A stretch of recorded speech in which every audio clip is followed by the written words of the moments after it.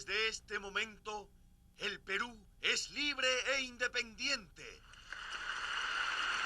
Por la voluntad general de los pueblos y por la justicia de su causa que Dios defiende. ¡Viva la patria! ¡Viva la libertad! ¡Viva la independencia!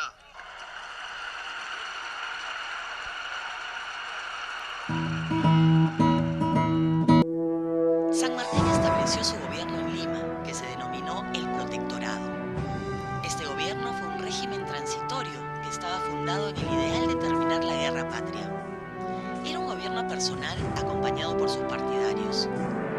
Entre ellos destaca Bernardo de Monteagudo, un político argentino que había sido radical en su juventud, pero que ahora era un conservador dentro de la revolución. Monteagudo le arma el proyecto político. Me parece como el asesor. El asesor, y el que la piensa, el que la imagina, con un San Martín temeroso de la anarquía, ¿no? Un peruano clave en el primer gabinete de San Martín fue Hipólito Unanue, que expresa la continuidad entre el virreinato y la república, simbolizando políticamente a los criollos de clase alta, cultos y bien formados. El Perú nace a la vía republicana con un sentimiento de decadencia.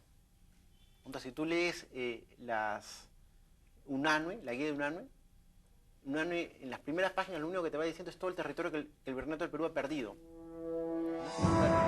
Y es como que la élite limeña siente como una onda depresiva. Depresiva, de que está perdiendo influencia, poder, etc.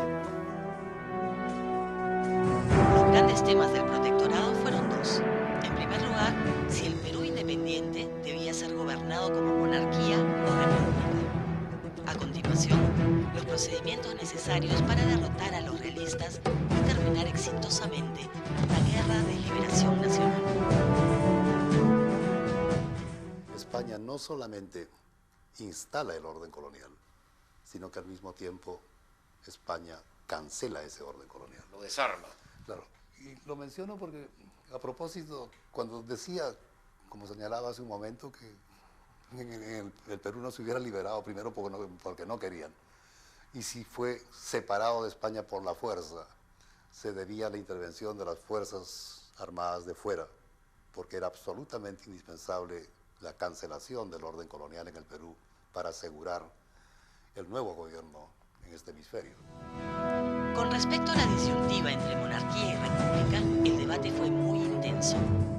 San Martín y Monteagudo propugnaron la tesis de la monarquía. Según su parecer, el Perú no estaba maduro para ser una república, y vistas las enormes diferencias entre las clases que componían la sociedad peruana, era preferible una larga transición a través de un régimen monárquico que mantenga la unidad del país y forje una aristocracia que prepare a los peruanos a la vida independiente. Yo creo que la obsesión de San Martín está en la línea de evitar la anarquía. Él tiene mucho miedo a un congreso, tiene mucho miedo al debate político. Por eso es que él no convoca el congreso sino cuando ya se marcha para renunciar. Lo que propuso San Martín y Monteagudo era una monarquía constitucional sustentada o defendida por la plebe peruana, por la plebe limeña o por la plebe urbana de todo el país. Una suerte de gobierno fuerte defendida en los sectores populares, en lo cual las clases altas peruanas perdían espacio y perdían presencia. Entonces se enrumbaron en contradicción con esta propuesta de San Martín hacia la propuesta bolivariana, republicana, que viene con Simón Bolívar. En oposición a Monteagudo, José Faustino Sánchez Carrión dirigió el grupo que propugnó una salida republicana inmediata. De acuerdo al pensamiento de Sánchez Carrión, una monarquía no entrenaba a ciudadanos sino súbditos. Nunca se llegaría a la república a través de la monarquía.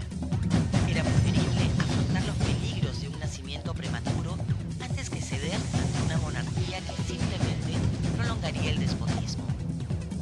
La oposición entre ambas posturas fue total y el clima se tornó rápidamente hostil. La República Peruana estaba naciendo en un ambiente de contradicciones internas. Lo que triunfó fue lo que siempre triunfa en América Latina, el jacobinismo, ¿no? Los movimientos más vanguardistas. Y la vanguardia republicana estaba representada por Sánchez Carrión, por otros que seguían, Mayate, Vittorio San Carlos también. Y bueno, las corrientes republicanas venían de Europa y el paradigma era Francia, Europa, Estados Unidos, en América del Norte. Entonces, ese era el rumbo de la historia. Y América Latina, demostrando lo que más tarde va a ser siempre, se enrumba en esa dirección, en el sentido de la historia, sin mirar las realidades en las cuales se debatía en ese momento los diversos territorios de América Latina. El segundo gran tema fue la continuación de la guerra con los españoles. San Martín organizó varias expediciones, ninguna de las cuales obtuvo éxitos resonantes, sino más bien fueron obligadas a retroceder. Así, no registró ningún avance significativo, aunque tampoco fue obligado a dejar la capital.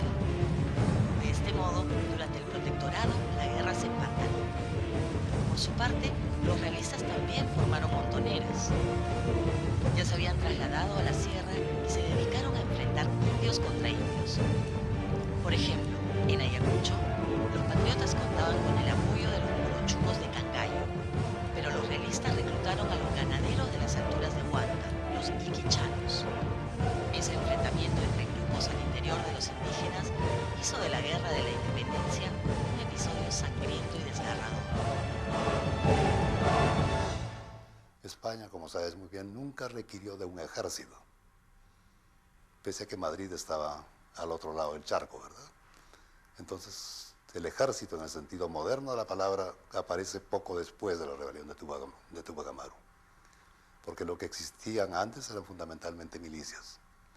De tal modo que aquí la pregunta es, ¿cómo lo hicieron? Los indios estaban llegando a la independencia sin liderazgo, porque la clase de curacas había sido eliminada por la represión que siguió a la derrota de Tupac Amaru en 1780. Al carecer de líderes reconocidos y con legitimidad, los indios estuvieron divididos y combatieron con denuedo en ambos bandos. De ese modo, la independencia no vio emerger un liderazgo indígena republicano.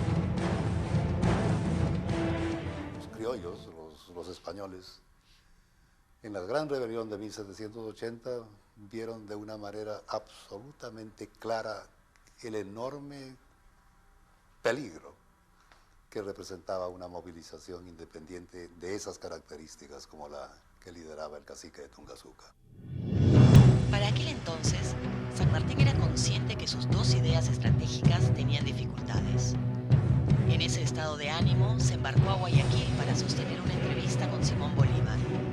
Sobre esa reunión no queda registro, y lo conversado siempre ha estado rodeado por el velo del misterio. No obstante, tiene que haber sido un balance de la lucha por la independencia del Perú. Con respecto a ello, eran evidentes las dificultades de San Martín. Por otro lado, Bolívar tiene que haber sido muy explícito acerca de su propio rol. Él no podía compartir el poder con otro. No había en el Perú espacio para que brillaran dos soles a la vez. Ambos argumentos llevaron a San Martín a tomar la decisión de partir. San Martín tenía 5 años, era 5 años mayor que Bolívar, pero además había estado en España. Tenía una visión diferente de la política de entonces. ¿Era más militar que Bolívar? Era menos político que Bolívar, menos ideólogo que Bolívar. Pero igualmente los dos tenían un genio militar considerable.